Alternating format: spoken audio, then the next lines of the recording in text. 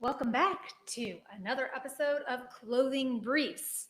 Today, we are here to bring you the hot topics trending in our industry in a really brief format, not our traditional longer clothing culture podcast format, but we've got some pretty good stories to share with you today. Yeah, last week we were in New York. Really cool. Printemps opened its flagship new inaugural store in New York. It was a cold morning. We went Sunday. Be prepared to wait in line. Yeah, I think when we got there, I think we were out about 40 minutes getting in, and then when we were leaving, that line must have been Triple. 2 hours long Yeah. or something. It's definitely a hot commodity. Everyone's curious about the new opening. You know, it's interesting. Printemps has been around since 1865, 160 Right. years old. And this is the first time that we're seeing one in the US. People, I guess, casually refer to it as a department store. Our friend Nicole from Paris is like, it is not a department store. It's very experiential. It really Yeah. is. And they have a very unique way of setting things up. Yeah, it's more a rather than your typical format of, okay, here's this brand in this section of the store or on this rack. Everything is intermixed, Yeah. so that you're getting new ideas of how certain trends are complementing each other across brands. We saw a lot of upcycling, saw some vintage, Expensive vintage. everything. Yeah. Yes. Well A decorated. wonderful, Beautiful champagne bars. It Yeah. was quite an experience. So if you get into New York City, you should check that out. for sure. Absolutely. And it is a celebration because, Printemps, they have 20 locations throughout 24 France. throughout. They've got one in Doha. Doha. Yeah. Yeah. And then now one in the US and the rest in France, 2 in Paris. 2 or 3, maybe. Yeah. Maybe a few more. We got some checkers in the audience that can confirm some of Yeah. those numbers. But yeah, so that is definitely some exciting news in our industry.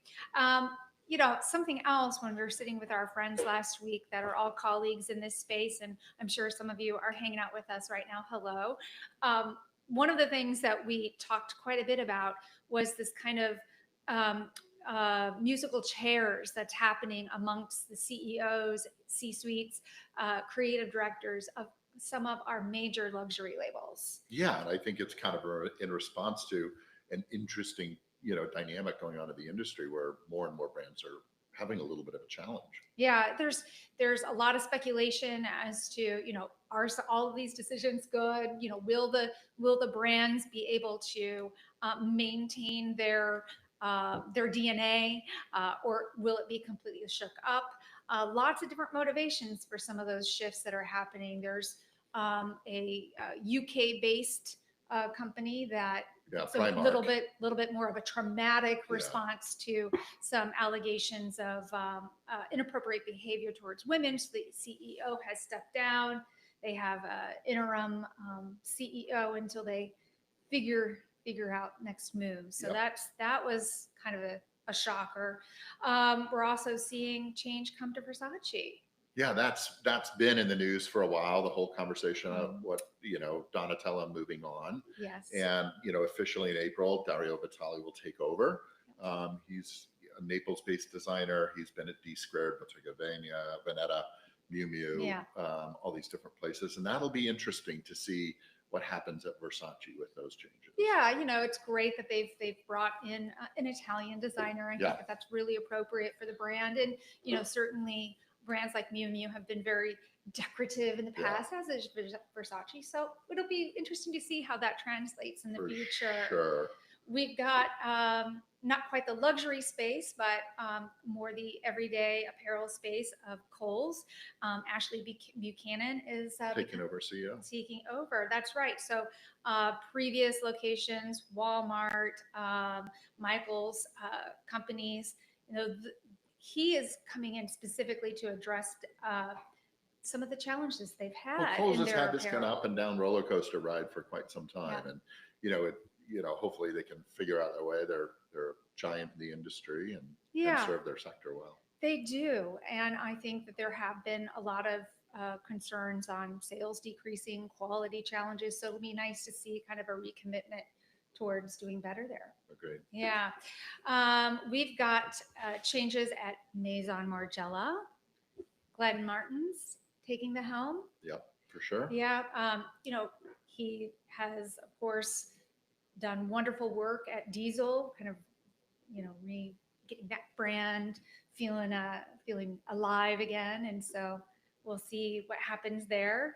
And then we have some change at Doc Martens. Yeah, EJ Wakori is named CEO there, and just in this big melting pot of mixing up these things. It's all these things are changing. Alexandra Queen, Sarah Burton stepping down. I know you have some serious mixed feelings about I was that. very heartbroken. She's been there for about 26 years, and I think she has done an amazing job at that collection. So we're seeing little bits of newness that when we were in New York, we kind of walked through those different categories, and we'll see how that new shift takes over. I do want to just circle back on Doc Martens a second, because I think that this is a really interesting transition. We've got somebody who was the head of Apple, completely different sector than fashion, but he is celebrated for looking at creativity, fostering creativity among his teams to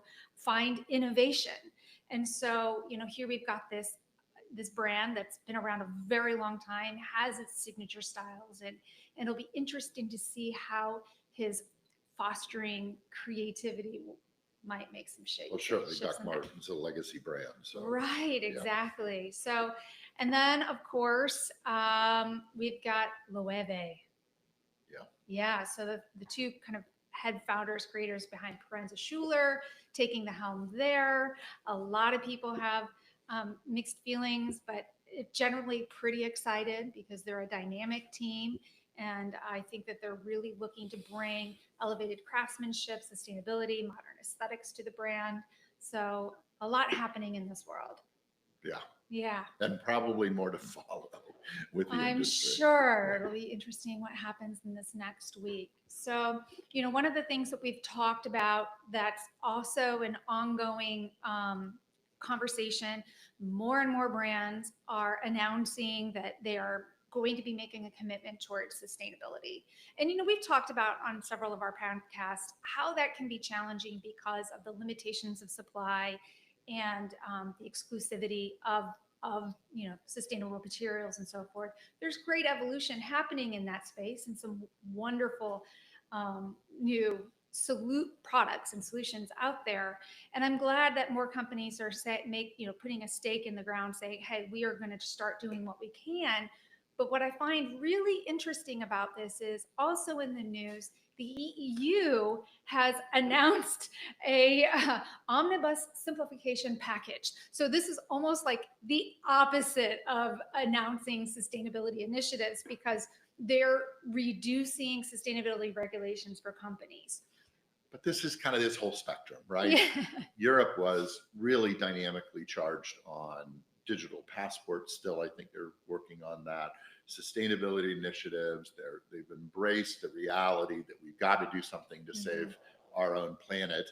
And, in contrast, America has been a little slow to the uptake on that, especially I think with some recent changes. And so this is kind of a balancing worldwide of people, understanding that we need to do more. I think some of it is, a little more empowerment. There's been a lot of fear with greenwashing, as we've talked in previous episodes. So people haven't stepped into that space. And on the other hand of that spectrum, Europe has been almost militant on moving that path down. I think part of that is positive because human nature doesn't really change unless you're kind of forced to make change. People are resistant to change.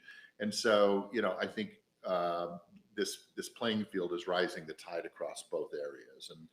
And there's, we talked about in other podcasts that there are these new innovations that are allowing people to step into sustainable initiatives where in the past there really wasn't. And we always talk about Ciclo. I'm going to continue to be an evangelist for Ciclo. It's one of these products that doesn't add a ton of cost to synthetic products, makes it biodegradable, eliminates microparticulates. And I think when products like this start to enter the mainstream, it allows many people to start moving. Yeah, it's very scalable. Yeah. Right. And accessible. Yeah. So some of the challenges. Well, I like that take, Bret, that it that actually by reducing some of the regulations, it might make it easier for people to adopt solutions, albeit small. At least it's a step. It's a journey. We're not at solution stage. We're at journey stage. Let's at least move along that path, because we better do it now. So our final topic of the day, something that is big, big, big, big in the news, Liberation Day. Bret? Well, I think Trump said he's eliminating all duties and tariffs for everyone. It's complete free trade. I guess it's a day before April Fool's. Sorry, exactly the opposite. It's April Fool's. Where the industry itself is, and I think many industries are bracing for one of the largest taxation events that America is going to see. I think almost $1 trillion in additional taxation on the American consumer. And we'll see what shape that takes. Every day it keeps evolving. There's generally not a lot of warning. Right. And so that creates a lot of volatility in the import space, so especially in the apparel. Let's talk about what's tied into Liberation Day. So it's liberation of our money that we earned. Going to the US reciprocal government. Tariffs, right? So, and there's a lot of speculations from economists and concerns about trade war. These are the conversations we've been having a lot over the last couple of weeks. So,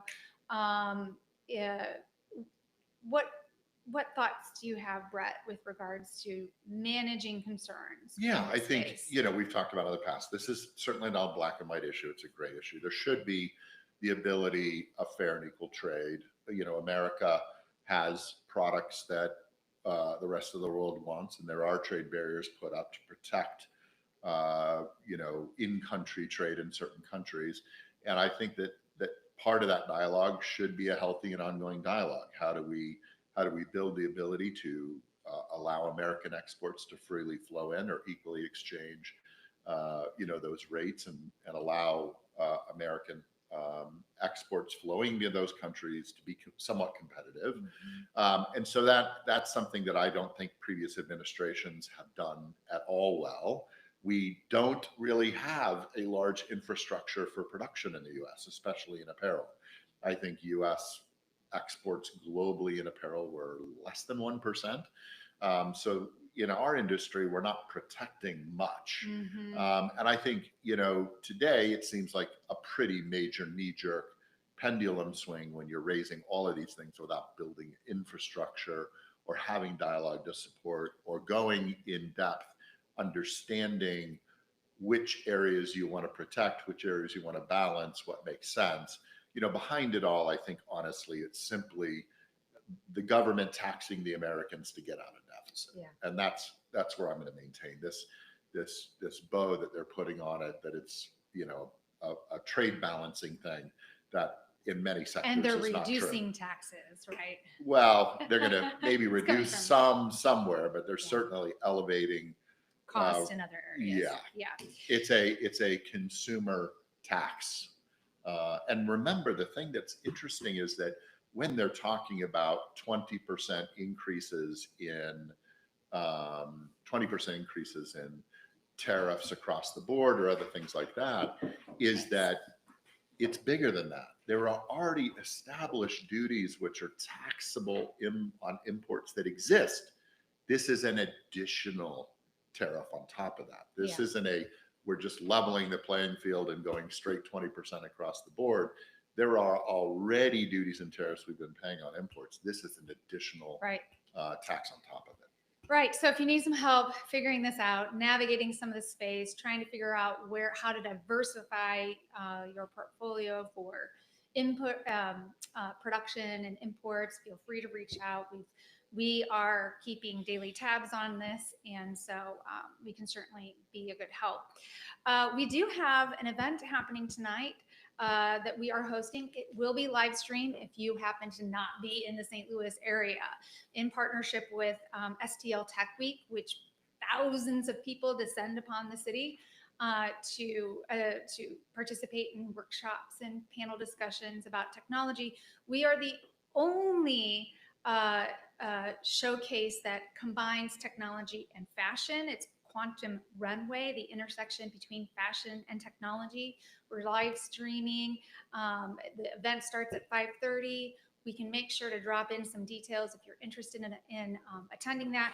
We have some stellar people that will be on the panel.